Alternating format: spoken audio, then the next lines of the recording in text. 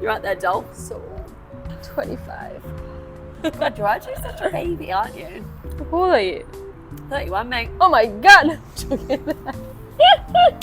Fucking hell. Let's get serious. Take one. one.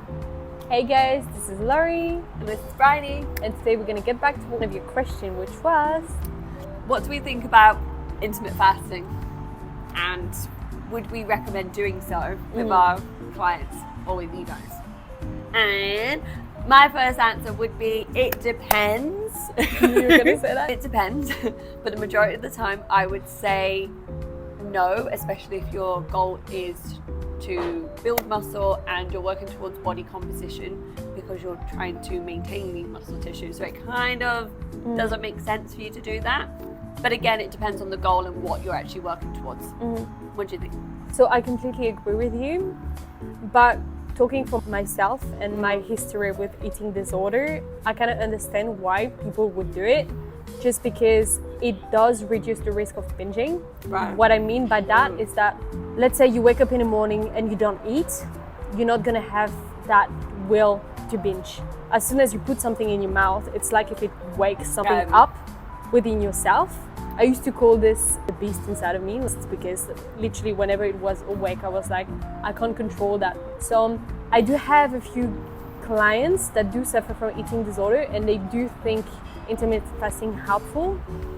But I completely agree with you with the fact that it's not ideal if you're trying to put on muscle, because it is really important to have at least 3 to 4 times per day some proteins and try and space it 2 to 3 hours before you eat another meal. Yeah, exactly. So I'm like, yeah, ideally not, but I do understand why. Yeah, I think it depends on the goal, it depends what you're trying to achieve, but I know a lot of the time it can be coming from, I want to lose weight, so let's just not eat first thing in the morning. But then you come into the gym, you try and train and you have no energy and you're then leaving things later and later, so you kind of just run the risk of like burning out, actually not being able to push as much as you think you are. It feels hard because the effort is there, but it's actually just harder.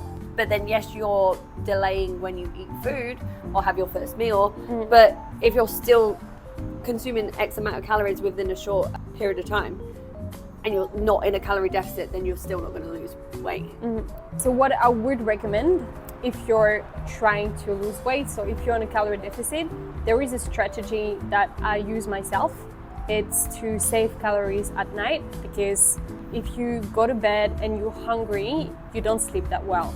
And if you actually go to bed and you just had like a big bowl of pasta, then you sleep better. And it's also easier to save calories at night because mentally you look forward to something rather than starting the day off with like a big meal and then you're like stressing out and you're frustrated because you know that you don't have much calories left. So my strategy would be save your carbs and your fat for dinner, split your protein intake in 4, and you can start the day by having maybe just protein shake in the morning, then lunch like, I don't know, just like a can of tuna.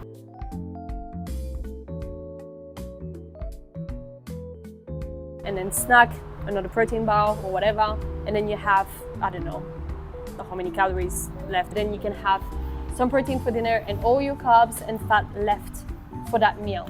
See, this is so funny because I would say the complete opposite. Really? Yeah. But that's a strategy. In some ways. Yeah, you're on about obviously intermittent fasting, so it's perhaps a little bit different. But I'm thinking of, again, we might be just going down a different road, but in terms of body composition, I would say to have maybe, still having like a protein shake or something, depending on what time you're training. There's so many variables, but I would have more of your calories when you're most active throughout your day. Although I'm like you, I'm 100% with you on like, let's save some calories for the evening, and like when you want to have those like nibbles and treat or whatever it is, then it's like, and I don't want to go to bed hungry, so I'm always like that. But more so the calories around your training window and post-recovery. Yeah. There's always going to be different ways of doing things. And I reckon if it wasn't for someone who used to fast and stuff like that, like let's say it's someone that is not struggling with food or doesn't have any eating disorders, I would recommend, probably similar as you, wake up and have something with carbs before training to have a bit more energy. But that, as I said, would be for someone that isn't struggling with eating disorder. So if it wasn't for intermittent fasting, I would recommend, same as you, to like play around with your carbs during training, for sure. To wrap up, To wrap up, it depends. You.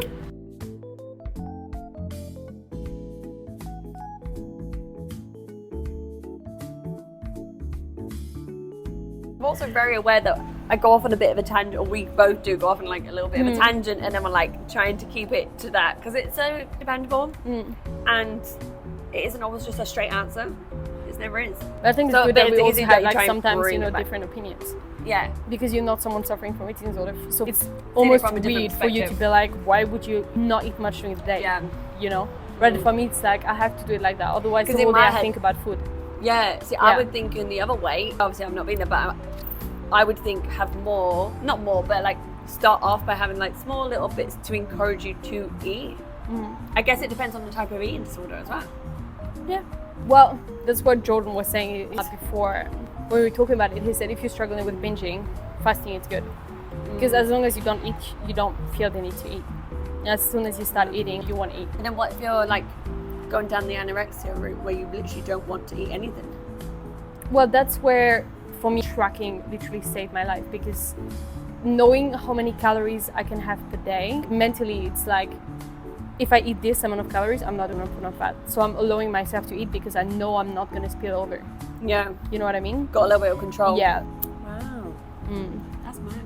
Because also you'd think sometimes people may look at tracking and be like, oh my God, that's too much, it's too obsessive, and it's like, they wouldn't want to know Yeah. the Well, food and then would freak 100%. out Yeah. from knowing the amount of food as well. Well, I reckon it has both, you know, sides. Like there's some people that are not struggling from eating disorder, and then they start tracking and they you know, develop some eating disorder because they know how many calories everything has, and they, you know, and there's the opposite. Most of my girls that have been struggling from eating disorder, as soon as they started tracking, it just eases the symptoms off. Wow. But then the is question good. is, what am I going to do in a few years? I don't see myself tracking my whole life either. You know what I mean? I feel like you could then intuitively eat. Not yet. I guess it could be quite tricky though as well, because we've been like, you've obviously spent time in maintenance, and so you know what maintenance would be like.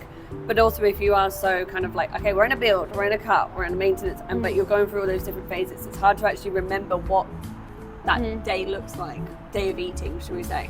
Think or no? Not really, because the way I design my days, like volume-wise, I eat the exact same volume if I bulk or if I cut. So it's alright. That's why I'm like always trying to be cheeky and find food that satisfies me, because if I'm not satisfied, I will binge. Yeah. Interesting. Are you crawling in that? The floor is boiling. Ow!